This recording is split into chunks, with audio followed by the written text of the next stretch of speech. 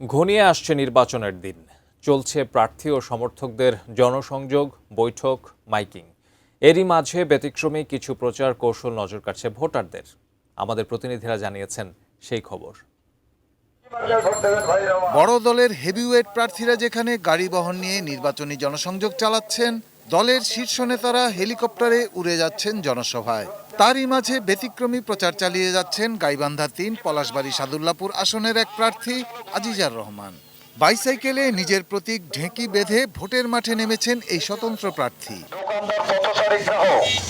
নেই তার বিশাল কর্মী বাহিনী, মাইকিং কিংবা ব্যানার। কাঠের ঢেঁকি বাইসাইকেলে বেঁধে হ্যান্ডমাইক নিয়ে ছুটছেন গ্রামের পর গ্রাম।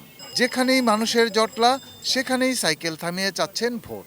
তার এমন প্রচার নজর কেড়েছে এলাকাবাসীর। আমার জীবনে এরকম কখনো প্রচারণা দেখিনি। উনি কি ছোট মানুষ কি বড় মানুষ, উনি সবার মাঝে আছে এবং সবার কাছে আসে।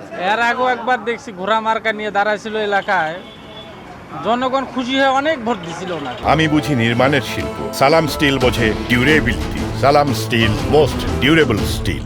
বিনা পয়সা বা কম খরচে যদি প্রচারণা করে সংসদে যায়, কারো কাছে দুর্নীতি করবে না, লুটতরাজ করবে না। সাদুল্লাপুর উপজেলার খোদাবক্স গ্রামের আজিজার রহমান জামালপুর রোকেয়া সামাদ বালিকা উচ্চ বিদ্যালয়ের সহকারী শিক্ষক। ভোট আসলেই ব্যস্ততা বেড়ে যায় তার। এর আগে উপজেলা ও ইউনিয়ন পরিষদের নির্বাচন করে পরাজিত হয়েছেন। এবার সংসদ সদস্য হতে চান তিনি। নিজের প্রচার নিজে যদি আমি করতে পারি, আমি সহজে যদি ক্ষমতায় যেতে পারি, তাহলে আমি যে জনগণের কাছে কাজকর্ম করব, তাদের কাছে টাকা পয়সা নিতে হবে না। ভিন্নতা দেখা যাচ্ছে নীলফামারীর সৈয়দপুরের নির্বাচনী মাইকিংয়ে। বিহারি অধ্যুষিত এলাকা হওয়ায় সৈয়দপুরের ভোটারদের একটা বড় অংশ অবাঙালি। এই অবাঙালি ভোটারদের টার্গেট করে উর্দুতে মাইকিং করছেন প্রার্থীরা।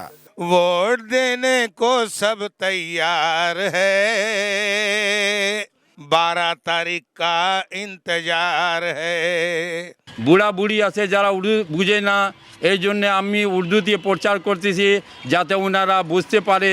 উর্দু में भी बोलो, বাংলা में भी बोलो, सबको जगाओ। বিহারি লোক বেশি, এরা উর্দু দিয়ে মাইকিং হইতেছে, তারা বুঝতে পারতেছে। ভোট কা বহুত গরম বাজার হ্যায়। Shahidul Rana, desk report, ATN news.